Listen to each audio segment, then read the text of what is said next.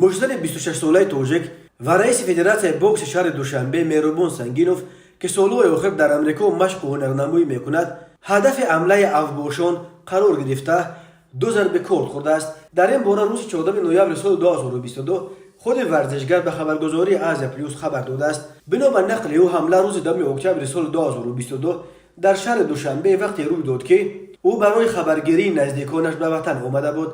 مهربان سنگینوف میگوید بعد این حمله در بیمارستان یوری تاجری در دوشنبه جراحی شد و 3 هفته دیگر تحت طبابت قرار داشت و او در امریکا دوره برقرار شوی و ریابیلیتاسیون را گذشته ایستاده است.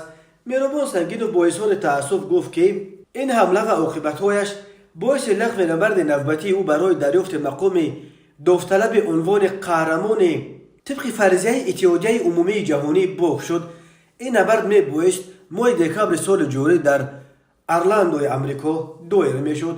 مهربان سنگینوف بار آخر ماه ایول سال 2022 مجزن کلمبیایی جنر گانسالس را شکست داده در ریتینگ اتحادیه جهانی بوکس از زینه 14 به زینه 9 برآمد و حقوق مبارزه برای مقام داوطلب عنوان قهرمانی جهان را به دست آورده بود.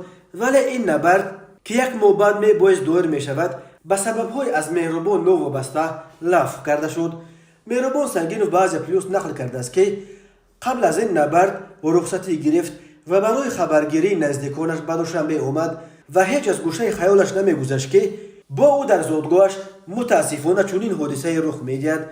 مهربان حادثه را چنین نقل کرد: شام 10 اکتبر در شهر یک گروه بچه‌ها به چند میمون پایتخت چسبیده بودند.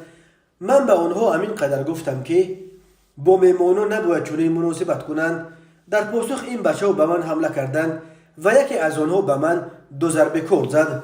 مهربان را به بیمارستان یوری تاجری بردند و طبیبان در قسمت چپ قفس سینه او زخم کارد را تشخیص کرده او را عاجلا جراحی کردند. بعد جراحی به او توصیه دادند که از 2 تا 4 ماه باید تحت نظارت طبیبان طبابت بگیرد و دوره‌های برقرار شوی را گذرد. مهربان میگوید بعد اون حادثه 3 هفته در دوشنبه ماند. بعدا به دلیل وضع سلامتیم برای برقرار شوی به امریکا پرواز کردم. مجزن مشهور تاجک را این حادثه سخت مایوس کرده است چون که باعث لغو نبرد برایش خیلی مهم شد. حیف، چون که من تو این نبرد روی طولانی را طی کرده بودم تا که این مقام را به دست آورده کشورم را در سراسر جهان معرفی کنم. مخلصان هر روز برایم می نویسند که کجا گم شدم و من به مخلصانم می فهمانم که من کجا گم شدم. شکر خدا که زنده ماندم. این همه مقام و چیزهای دیگر را باز می توانم به دست بیارم. حتما سلامتیم را برقرار کرده از نو به میدان می برایم و از شرف کشورم حمایت می کنم.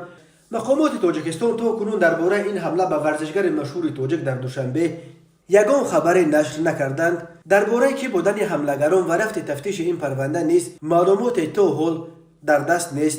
ولی مهربان سنگینوف اظهار باوری کرد که مقامات این حملگران را جزای سزاوار خواهند داد.